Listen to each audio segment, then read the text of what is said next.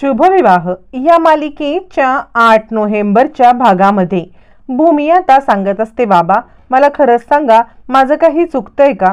यावरती माधवराव सांगतात की हे बघ, आयुष्य म्हटलं, संसार म्हटलं की काही स्वल्पविराम अल्पविराम हे असतातच ना. तसंच तुमच्या आयुष्यामध्ये आता थोडे स्वल्पविराम आणि अल्पविराम आलेले आहेत.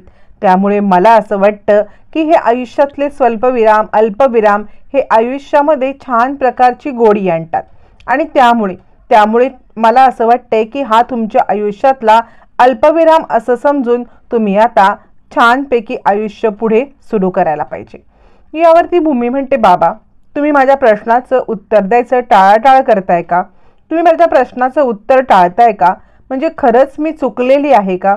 बाबा जे काही खरं असेल ते सांगा, खरं ऐकण्याची माझी पूर्णपणे ताकद आहे. यावरती आता इकडे माधवराव म्हणतात, माझी भूमी कधीच चुकू शकत नाही. माझी भूमी या सगळ्यामध्ये कधीच कोणाला दुखवू शकत नाही, त्याप्रमाणे ती चुकू सुद्धा शकत नाही. मला माहिती आहे ना, माझी भूमी खूप समंजस आहे आणि तू काहीही चूक केलेलं नाहीयेस, सगळं काही ठीक होईल. रागिणी नावाची ही जी राक्षसीन बसलेली आहे ना तुझ्या आयुष्यामध्ये, आणि तिला असं वाटतंय की कुरघोडी करून या सगळ्यामध्ये ती सगळं मिळवू शकते, पण तिला तुझं सडेतोड उत्तर जे आहे ना तेच उत्तर तिला उत्तर देईल. कारण प्रेमाचं कितीही हे असले ना तरी तिची जी नैराश्याची शेवाळं आहेत ना ते प्रेम धुवून काढणारच. त्यामुळे तू काळजी करू नकोस. कितीही झालं तरी सुद्धा तुझ्या आयुष्यामध्ये पुन्हा एकदा नव्याने पहाट होणार आहे, असं म्हणत इकडे आता भूमीचे बाबा भूमीला समजवत असतात, तिला मनवत असतात आणि तिला खऱ्याची ताकद पटवून देत असतात. कुठेतरी भूमीला पण बरं वाटतं की आपण पूर्णपणे चुकलेलो नाही आहोत, असं भूमी विचार कर. तोपर्यंत इकडे आता पौर्णिमाचा फोन येतो निलांबरीला, आणि निलांबरीला ती सांगायला लागते, आई तुला माहिती आहे का, अगं ती भूमी तिकडे आत्ता आलेली आहे, पण तिने इकडे येताना काय काय घोळ घालून ठेवलेत तुला माहिती आहे? यावरती इकडे निलांबरी म्हणते, काय केलाय तरी काय तिने? यावरती पौर्णिमा सांगायला लागते, तिकडे यायच्या आधी तिने आकाश भाऊजींना एक ट्रकचा नंबर दिलाय, त्या रघुचा ऍक्सिडेंट झाला ना तो नंबर, आणि तिने आकाश भाऊजींना कामाला लावलंय की रघुचा कोण जो कोणी मारेकरी आहे त्या मारेकऱ्याला शोधून काढा. अगं ती स्वस्थ बसतच नाहीये, पण आता तुला खूप महत्वाचं काम करायचं आहे. यावरती निलांबरी म्हणते, काय करायचं तरी काय? यावरती पौर्णिमा सांगते, हे बघ, तिला घराचा आसरा म्हणजे छप्पर आणि 2 वेळचं जेवण यासाठी जितका त्रास तुला देता येईल ना तितका त्रास तिला द्यायचा आहे. तिला जीव नकोसा करून ठेवायचा आहे, आणि या सगळ्यामध्ये तिला अशी सळो की पळो करून सोड ना की तिला पळताभुई थोडी झाली पाहिजे. यावरती निलांबरी म्हणते, अगं मी करायला करेन ग, पण तुझे बाबा याच घरात असतात ना, मग मला काय करता येईल? यावरती पौर्णिमा म्हणते, आई अगं तू मनामध्ये आणलंस ना तर तुला काहीही अशक्य नाहीये. मला माहितीये, तू जर का मनामध्ये या गोष्टी आणल्यास तर तुझ्याकडून सगळं शक्य होईल. तू आता मनात तरी आण, असं म्हणत इकडे आता पौर्णिमा सांगते की हे बघ, तू काहीही कर, पण त्या भूमीला इतका वेळच नाही मिळाला पाहिजे की त्या वेळेमध्ये ती आता या सगळ्यामध्ये विचार करत बसेल किंवा या सगळ्याचा विचार करून तिला काहीतरी शोधायला वेळ मिळेल. हा तू तिला वेळच देऊ नकोस. तू या सगळ्यामध्ये तिला एकदम गुरफटून टाक. यावरती निलांबरी म्हणते, अगं तुला बोलायला काय जातंय? तुला बोलणं सोपं आहे, पण इथे मला करणं खूप अवघड जातंय. म्हणजे ना आमच्या दोघांच्याच खाण्याची मारामार आहे, त्यात एवढं सगळं हिचं करायचं कसं शक्य आहे? यावरती पौर्णिमा म्हणते, तू काळजीच करू नकोस. तिला त्रास देण्याचे मी तुला इतके पैसे देईन ना की तुला ठेवताना कमी पडतील. मग निलांबरी खुश होते. पैसा म्हटल्यावरती निलांबरीला खूप आनंद होतो, आणि आता तू बघच त्या भूमीला त्रास देण्यासाठी मी काय काय करते ते, असं म्हणत निलांबरी खुश होते. आणि आता इकडे भूमीला त्रास देण्याच्या नवीन युक्त्या शोधायला लागते. तोपर्यंत भूमी आता डॉक्टरांकडे निघालेली असते. तिच्या हातामध्ये फाईल असते आणि ती फाईल घेऊन भूमी निघते. तोपर्यंत भूमीचे बाबा म्हणतात, भूमी अगं तुझी आज सोनोग्राफी आहे ना? भूमी सांगते, हो बाबा मी तिकडेच चाललेली आहे. यावरती माधवराव म्हणतात, मी तुझ्या सोबत येतो, एकटी जाऊ नकोस. त्यावरती भूमी म्हणते, बाबा फार काही कठीण काम नाहीये, मी जाईन आणि लवकरच येईन. मी एकटीच जाते, तुम्ही नका बरं काळजी करू. असं म्हटल्यावरती माधवराव म्हणतात, ठीक आहे तू जा आणि तिकडे व्यवस्थित काय होते ते समजून घे आणि मला कळव. असं म्हणत बाबा आता भूमीला एकटीला जाण्याची परवानगी देतात. तोपर्यंत नीलांबरी नाटकं करत येते. आता फोन हातामध्ये घेत बडबड बडबड बडबड बडबड करत नीलांबरी येते आणि काय रे तुला कळत नाही का, किती वेळा फोन करतोस, काय फोन करतोस, हे 10 वेळा ती बोलायला लागते.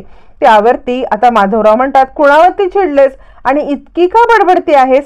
यावर नीलांबरी म्हणते हा वाण सामानाचं बिल मागतोय म्हणजे आपलं नशीबच फुटकं म्हणायचं. बघा वाण सामानाचं बिल आहे, अजून इलेक्ट्रिसिटी भरायची आहे, दूधवाला आहे, अजून किती खर्च आहेत, सगळ्यांची बिलं थकलेत. बरं बिलं थकलेत तर इतकंच नाही तर या सगळ्यामध्ये मेडिकलवाल्याचा कॉल आला होता. मेडिकलवाला म्हणतोय महिन्याची तुमची औषधं पाठवून देऊ का. त्याला म्हटलं अजिबात औषधं पाठवून देऊ नकोस, इथे खायला पैसे नाहीत, औषधं कुठून खायची. यावरती भूमी म्हणते आई अगं असं काय करतेस, महिन्याची औषधं बाबांची त्यांना द्यायला नको का. नीलांबरी म्हणते तुला तोंडाने बोलायला काय जातंय, तुझे बाबा आहेत ग्रंथपाल, एका छोट्याशा लायब्ररीमध्ये काम करतात, त्यात त्यांना पगार किती मिळणार, त्यात आम्हाला दोघांचंच भागत नाही, त्यात तू आले तिसरी आणि त्या तिसरीला जर का नीट नाही केलं, उद्या तुझ्या बाळांनी लाळ गाळली तर तुझ्या सासरची लोक काय म्हणतील की आमच्या पोरीला या सगळ्यामध्ये धड तुम्ही खायला पण नाही घातलं की बाळ लाळ गाळतंय. अगं तुझा इतका खर्च आहे, तुझा डॉक्टरचा खर्च आहे, तो कसा काय भागणार आहे. असं म्हणत ती भूमीला टोमणे द्यायला लागते. माधवराव म्हणतात नीलांबरी तू हा विषय कुठून कुठून आणलास ग, तू हा विषय भूमीवरती का आणलास. नीलांबरी म्हणते मी कुठूनही विषय कुठेही आणलेला नाहीये, तो विषय आलाय, तो विषय आपोआप आलेला आहे आणि हे तुम्हाला समजायला पाहिजे. असं म्हणत नीलांबरी चिडते आणि मला काय करायचंय, पैसा कुठून आणायचा, हे काय करायचं, म्हणूनच औषधं नकोच सांगितलेत, जेणेकरून औषधं बंद केली ना की सगळ्यामध्ये जरा महिनाभर खायला तरी भेटेल चांगलं, औषधं नको तर नको. यावरती भूमी आता चिडते आणि आई हे बघ या आधी सुद्धा मी घरामध्ये काम करायचे, तशीच परिस्थिती आत्ता सुद्धा राहील. मी घरामध्ये काम करणार आहे आणि त्यासाठी कुणालाही काहीही करण्याची चिंता नको, मी करेन काम करायचं ते. मी माझं घर ज्याप्रमाणे पहिल्यांदा चालवत होते त्याचप्रमाणे माझं घर मी आत्ता सुद्धा चालवेन, असा ठाम निश्चय भूमी करते. आणि आता भूमी या सगळ्यामध्ये तिला बरोबर वटणीवरती सुद्धा आणते. नीलांबरी म्हणते ठीक आहे कर काम करायचं तर, मी काही तुला काम करायला सांगितलेलं नाहीये. असं म्हणत ती आता तिकडून निघून जाते. त्यावरती बाबा म्हणतात भूमी तू 2 जीवांची आहेस, एक लक्षात ठेव, असं कोणतंही काम करून स्वतःला त्रास होईल असं काही करू नको. त्यावरती भूमी म्हणते नाही बाबा मी स्वतःला कोणताही त्रास करून घेणार नाहीये, मी काहीतरी पहिले कसे काम करायचे बाबा तसंच मी आत्ता सुद्धा काम करेन, तुम्ही मात्र स्वतःला त्रास करून घेऊ नका, मी आपलं घर चालवायला अजूनही सक्षम आहे. असं म्हणत बिचारी भूमी आता प्रेग्नंट असून सुद्धा घराची सगळी जबाबदारी स्वतःच्या अंगावरती ओढवून घेते. नीलांबरीला हेच हवं असतं, तिला त्रास देणं, तिला कशा कशात वेळ न मिळून देणं आणि या सगळ्यामुळे तिला पुरावे शोधण्यासाठी अजिबात कोणतीही सवड न मिळणं हेच नीलांबरीचं काम असतं. त्यानंतर भूमी सांगते बाबा मी सोनोग्राफी करायला चाललेली आहे, सोनोग्राफी करून झाली की मग त्यानंतर मी काम शोधण्यासाठी तिकडूनच तशीच बाहेर पडणार आहे. असं म्हणत भूमी आता इकडे बाहेर पडते. भूमी बाहेर पडते त्यावेळेला नीलांबरीला माधवराव म्हणतात तू हे सगळं मुद्दाम करण्याचा प्रयत्न करतेस ना, तिला त्रास देण्यासाठी. यावरती नीलांबरी म्हणते मी का त्रास देऊ, मी तिला सांगितलं जॉब कर म्हणून, तीच घर सोडून निघून आलेली आहे आणि त्यामुळे तिनेच निर्णय घेतलाय, माझा याच्यामध्ये काहीही हात नाहीये. असं म्हणत ती आता इकडे आपले अंग काढून घेते. पण मनातल्या मनात ती विचार करते भूमी तू बघच आता, म्हणजे आता तुला कोणताही पुरावा शोधायला किंवा तुला कोणत्याही प्रकारे काहीही वेळ करायला कुरघोड्या करायला वेळ मी देणारच नाहीये. तुला घर काम ऑफिस म्हणजे जिथे कुठे काम करशील ते सगळं मी असं तुझ्या माथी मारेन ना की तुला ना पळताभुई थोडी होईल. असं म्हणत कपटी विचार नीलांबरी करत असते. त्यानंतर आता इकडे भूमी जाते, निघालेली असते हॉस्पिटलला. तोपर्यंत आकाश सकाळी उठून बसतो पण त्याचा दिवस काही सुरूच होत नाही, कारण त्याच्या दिवसाची दररोजप्रमाणे सुरुवात करायला भूमी नसते. त्यामुळे आकाश असाच बसून राहतो, एकटक पाहत राहतो. त्याच्या डोळ्यासमोर भूमी येते. भूमी समोर येते आणि आकाश काय बसतोय, तुझी कॉफी तयार आहे, पिऊन घे बरं, असं त्याला सांगते. आकाशला भूमीचे भास होत असतात. भूमी समोरून येत असते, आवराआवर करत असते, आटपाआटप करत असते आणि आकाशला काही ना काही बोलत असते. आणि आता हे आकाशला भास सुद्धा सहन होत नसतात. त्याला या सगळ्याचा खूप खूप खूप त्रास होत असतो आणि भूमी तू परत ये ना असं सारखं आकाश मनातल्या मनात म्हणत आता भूमीची वाट पाहत असतो. पण त्याला भूमीची फक्त भासच होत असतात. त्यामुळे आकाश आता काहीतरी मनात विचार करतो. त्याच वेळेला त्याच्या लक्षात एक गोष्ट येते की आज भूमीची सोनोग्राफी आहे. आता काय करावं याच विचारामध्ये आकाश असतो. तोपर्यंत इकडे आता आकाश उठतो आणि मनामध्ये काहीतरी विचार करतो. तितक्यात त्याला फोन येतो गायकवाड इन्स्पेक्टरचा फोन आल्यावरती आकाश तो फोन रिसीव्ह करतो. आणि काय झालं सर, काही महत्वाची माहिती तुम्हाला मिळाली का? यावरती इन्स्पेक्टर साहेब म्हणतात आपण पुन्हा एकदा डेड एंड वरती आलेलो आहोत. म्हणजे खरं सांगायचं तर मी तुम्हाला जे म्हटलं होतं ना तेच घडलेलं आहे. मी त्या ट्रक पर्यंत पोहोचलो, जो तो ट्रक होता त्याच्यापर्यंत पोहोचलो, पण तो ओरिजिनल ट्रक होता पण त्याच्यावरचा नंबर फर्जी होता. ज्या वेळेला तो ट्रक वापरण्यात आला होता त्यावेळेला त्याच्यावरचा जो काही नंबर आहे तो नंबर त्यांनी मुद्दामच या सगळ्यामध्ये खोटा वापरला होता आणि त्यामुळे या सगळ्यामध्ये आपल्याला त्या ट्रक पर्यंत बाकी काही पोहोचणं आता काही शक्य नाहीये. असं म्हटल्यावरती आकाश म्हणतो मग आता काय करायचं?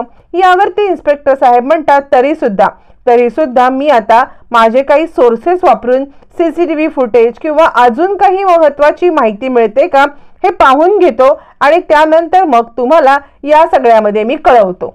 असं म्हटल्यावरती आकाश म्हणतो ठीक आहे, तुम्हाला जे काही योग्य वाटेल ते तुम्ही करा. असं म्हणत आकाश या सगळ्यामध्ये फोन ठेवतो आणि तो विचार करतो या डेड एंड वरती आल्यामुळे भूमीच्या मनातला संशय मी दूर करू शकत नाहीये. काय करू पण मला खात्री आहे की कितीही काही झालं तरी माझी आई हे असं काही करूच शकत नाही किंवा माझी आई हे असं काही करणारच नाही. आकाशला आपल्या आईवरतीच म्हणजेच नालायक रागिणीवरती पूर्णपणे विश्वास असतो, जो की विश्वास पूर्णपणे चुकीचा असतो हे काही आकाशला कळतच नसतं. हे सिद्ध करण्यासाठी भूमीने त्याला तो नंबर दिलेला असतो, पण त्या नंबरमुळे काहीच माहिती न मिळाल्यामुळे आकाश पुन्हा एकदा या सगळ्यामध्ये गुरफटत जातो. मग आकाश फोन ठेवतो आणि तो पुन्हा विचार करायला लागतो नाही, रागिणी आत्या म्हणजेच माझी आई काही नाही करू शकत. भूमी मी कसा तुझा गैरसमज दूर करू असा तो विचार करायला लागतो. तोपर्यंत इकडे भूमी आता क्लिनिकमध्ये येते. भूमी क्लिनिकमध्ये आल्यावरती आता भूमीला डॉक्टरांची अपॉइंटमेंट घेते, किती वेळ लागेल हे विचारते आणि ती वेटिंग एरियामध्ये बसून राहते. भूमी वेटिंग एरियामध्ये बसून राहते तोपर्यंत तिकडे आकाश येतो. आकाश इकडे तिकडे भूमीला पाहतो, नक्की अजून चेकिंगसाठी गेली नाही ना असा विचार करतो आणि तितक्यात त्याला भूमी दिसते. भूमी दिसल्यावरती मग आकाश भूमीच्या जवळ येतो. आकाश भूमीला म्हणतो भूमी. यावरती भूमी म्हणते आकाश अरे तू इथे? यावरती आकाश म्हणतो काय सांगू, ऑफिसला निघताना माझा पाय घसरला, पायऱ्यांवरून खाली पडलो आणि पाय मुरगळला, त्यामुळे डॉक्टरांकडे जाऊन यावं आणि मग ऑफिसला जावं असा विचार करत मी इकडे आलो. भूमी म्हणते आकाश कुठे लागलं तुला? आकाश म्हणतो नाही फार काही लागलेलं नाहीये, फक्त पाय घसरला. यावरती भूमी म्हणते आकाश असं करू नकोस, तिकडे तुझी काळजी घ्यायला आता सध्या मी नाहीये, त्यामुळे तुला तुझी स्वतःची काळजी घ्यायला पाहिजे आणि त्यासाठी तू स्वतःला असं काही करून घेऊ नकोस. मी काय सांगते ते ऐक, तू या सगळ्यामध्ये स्वतःला त्रास करून घेऊ नकोस. यावरती आकाशला ती नंतर म्हणते पण आकाश तू इथे का आलायस? आकाश म्हणतो अगं डॉक्टरांकडे आलोय. भूमी म्हणते आकाश तुला माहिती आहे का हे गायनेकोलॉजिस्ट आहेत, गायनेकोलॉजिस्टकडे हा असं मुरगळल्याचा वगैरे उपाय नाही होत. आकाश म्हणतो हो भूमी, पण इथे जवळच कुठेतरी दुसरं हॉस्पिटल असेल. असं म्हटल्यावरती भूमी सांगते आकाश तू जाशील ना एकटा त्या हॉस्पिटलला? यावरती आकाश म्हणतो हो भूमी मी एकटा जाईन. यावरती भूमी सांगते नाहीतर मी तुला सोडायला येते. यावरती आकाश भूमीचाच डायलॉग तिला रिटर्न मध्ये करतो आणि तो म्हणतो कसं आहे ना, तू माझ्या सोबत आलीस ना तर माझ्या अपेक्षा वाढतील आणि माझा अपेक्षाभंग मला आता करून घ्यायचा नाहीये. हा सेम डायलॉग ज्या वेळेला भूमी आता घर सोडून निघालेली असते त्यावेळेला आकाश तिला मी सोडायला येऊ का असं म्हटलेला असतो, त्यावेळेला भूमीने मारलेला असतो आणि ते भूमीला आठवतं आणि त्यामुळे मग आता आकाश तिला या सगळ्यामध्ये तोच डायलॉग रिटर्न करतो. भूमी म्हणते ठीक आहे तू एकटा जा. त्यावेळेला आकाश म्हणतो खरंच जाऊ भूमी मी? यावरती आता भूमी सांगते हो मी आता सोनोग्राफीसाठी चालले. मग आकाश 2 पावलं पुढे जातो, 3ऱ्या पावलाला मागे येतो आणि आकाश म्हणतो भूमी म्हणजे एक नवरा म्हणून मी तुझ्या सोबत राहू शकत नसेल कदाचित, एक नवरा म्हणून मी तुझी साथ कदाचित देऊ शकत नाहीये, पण एक बाबा म्हणून मी सोनोग्राफीसाठी आतमध्ये येऊ शकतो ना? यावरती भूमी आता होकारार्थी मान हलवते आणि हो आकाश, एक बाबा म्हणून तू नक्कीच आतमध्ये येऊ शकतोस असं ती आकाशला सांगते. फायनली आकाश आणि भूमी हे आता दोघ जण एकत्र आलेले असतात आणि या सगळ्यामध्ये आकाश आणि भूमी हे दोघ जण एकत्रितपणे आतमध्ये चाललेले असतात. त्यामुळे भूमीला पुन्हा एकदा आकाशने आता आपलं मन जिंकलेलं असतं. मग दोघ जण आता छानपैकी आनंदामध्ये या सगळ्यामध्ये सोनोग्राफी करण्यासाठी जातात. तोपर्यंत इकडे रागिणीला ऑफिसमधून कॉल येतो की ऑफिसमध्ये आकाश अजूनही पोहोचलेला नाहीये. रागिणी विचार करते कुठे गेलाय हा? त्यावरती पौर्णिमा कानलाव्या करत सांगते की आकाश भाऊजी ना, आकाश भाऊजी, अहो सकाळी खूप मोठी गडबड झाली. ज्या वेळेला आकाश भाऊजी खाली येत होते ना, त्यावेळेला खूप मोठी गडबड घडली. यावरती आता इकडे रागिणी म्हणते अगं गडबड घडली बोलतेस, पण कसली गडबड घडली ते तरी सांग. यावरती पौर्णिमा सांगायला लागते ते ज्या वेळेला पायऱ्या खाली उतरत होते त्यावेळेला अचानकपणे एक पायरी स्किप झाली आणि ते खाली कोसळले. पौर्णिमा आता फ्लॅशबॅक मध्ये जात घडलेला सगळा प्रकार सांगते आणि त्यामुळे मग आजी पण घाबरल्या. त्यावेळेला आकाश भाऊजी म्हटले की माझी काळजी करू नका, मी ना असाच आता हॉस्पिटलला जातो आणि तिकडून मग मी ऑफिसला जाईन, म्हणून कदाचित हॉस्पिटलला त्यांना उशीर झाला असेल असं म्हणत पौर्णिमा सकाळीच घडलेला प्रकार सांगते. आणि रागिणी म्हणते 1 मिनिट, आजची तारीख काय? यावरती आता इकडे पौर्णिमा म्हणते आजची तारीख ना 8 तारीख. आता रागिणीला लगेच क्लिक होतं की आकाशने आपल्या सगळ्यांना उल्लू बनवलंय. यावरती इकडे आता पौर्णिमा म्हणते काय बोलताय तुम्ही? उल्लू? कसलं उल्लू? त्यावरती आता इकडे रागिणी सांगते अगं मूर्ख मुली, आज भूमीची सोनोग्राफी आहे, म्हणजे त्याने आपल्याला हे सांगितलं की तो चाललेला आहे तिकडे डॉक्टरांकडे, पण तो त्याचा पाय मुरगळलाय म्हणून नाही गेलाय, तो भूमीसाठी हॉस्पिटलमध्ये गेलेला आहे. एवढी साधी गोष्ट तुला कळली नाही का? असं म्हटल्यावरती आता सगळ्यांनाच म्हणजे इकडे पौर्णिमाचे डोळे उघडतात. तोपर्यंत आकाश आणि भूमी सोनोग्राफीसाठी आतमध्ये आलेले असतात. ज्या वेळेला दोघ जण सोनोग्राफी करायला येतात तेव्हा डॉक्टर त्यांना समजावून सांगतात हे तुमचं बाळ आणि या होत आहेत तुमच्या बाळाच्या हालचाली. बघा बरं जरा तुम्ही बाळ कसं हलतंय ते. ह्याच्यामध्ये बाळाचे सगळे अवयव डेव्हलप होत असतात. हे अवयव डेव्हलप होत असताना बाळ हळूहळू मोठं होतं आणि या अल्ट्रासाऊंड सोनोग्राफी मुळे आता आपल्याला एक गोष्ट समजते की बाळाचा प्रत्येक अवयव व्यवस्थित आहे का किंवा कशामध्ये फॉल्ट असेल तर याच स्टेजला समजतं, म्हणजे पुढची ऍक्शन घेता येते. आकाश म्हणतो भूमी अगं किती छोटंसं बाळ आहे आपलं. यावरती तो भूमीचा हात गच्च धरतो. भूमी म्हणते हो आकाश. त्यावरती आकाश म्हणतो बाळाला सुद्धा कळलं असेल ना की त्याचे बाबा त्याला भेटायला आलेत. भूमी म्हणते हो आकाश, नक्कीच बाळाला कळलं असणार की त्याचे बाबा त्याला भेटायला आलेत म्हणून. डॉक्टर म्हणतात कसं आहे, या इथपासून बाळाचे अवयव सुरू होतात आणि बाळाचे सेन्स सुद्धा जागे होतात असं म्हणत डॉक्टर सांगत असतात. भूमी आकाश ऐकत असतात. भूमी आकाश खूप खुश होत असतात. आपल्या बाळाचा पहिला फोटो, त्याची पहिली छबी दोघ जण आनंदाने पाहत आता हा क्षण एन्जॉय करत असतात. आणि आकाश भूमीचा हात हातात घेऊन आता पूर्णपणे एकरूप दोघ जण होत असतात आणि आपल्या बाळाला एकटक पाहत असतात. हा मोमेंट त्यांचा ते एन्जॉय करत असतात. हे सगळं उरकल्यावरती मग आकाश भूमीकडे येतो. भूमीकडे आल्यावरती तिला एक गुलाबाचं फूल देतो. त्यावरती भूमी म्हणते हे कशासाठी? यावरती आकाश म्हणतो बाळ आपलं सगळं ऐकतंय ना, मग त्याला असं वाटेल की आईने बाबांना इतकी मोठी न्यूज दिली पण बाबांनी आईची काळजीच नाही केली असं त्याला वाटायला नको, या कारणासाठी आज हे तुला गुलाबाचं फूल असं म्हणत तो आता भूमीला गुलाबाचं फूल देतो. भूमी या सगळ्यामध्ये खूपच खुश होते आणि खुश झालेली भूमी आता आकाशकडे एकटक पाहायला लागते. तोपर्यंत इकडे आता आकाश तिच्याशी प्रेमाने वागत असतो. हे सगळं माधवरावांना समजतं आणि माधवराव खुश होतात. बाळ सुरक्षित आहे ही देवी आईचीच कृपा म्हणायची. पण त्याच वेळेला डॉक्टर आता इकडे आकाशला भेटायला बोलवतात. डॉक्टरांनी आकाशला भेटायला बोलवल्यावरती आकाश डॉक्टरांकडे जातो. तोपर्यंत इकडे आता एक सावकार ते आता घरी येतात. सावकार घरी येत म्हणतात की प्रशांतच्या हायर एज्युकेशनसाठी तुम्ही जे 2 लाखाचं काही हे घेतलंयत ना, ते 2 लाखाचं तुम्ही हे कधी फेडणार आहात? या सगळ्यामध्ये तुम्ही हे फेडण्यासाठी लवकरात लवकर पैसे द्या, 2 दिवसात तुम्ही कर्ज फेडलं पाहिजे. भूमी हे सगळं ऐकते आणि भूमीला धक्काच बसतो. आता हे 2 लाखाचं कर्ज फेडण्यासाठी भूमी बाहेर पडणार हे नीलांबरीला माहिती असतं. पण त्याच वेळेला आकाशला डॉक्टर सांगतात बोलवून, हे बघा तुमचं बाळ तर सुखरूप आहे, पण भूमी. यावरती आकाश घाबरतो. काय झालं भूमीला? भूमी सुखरूप आहे ना?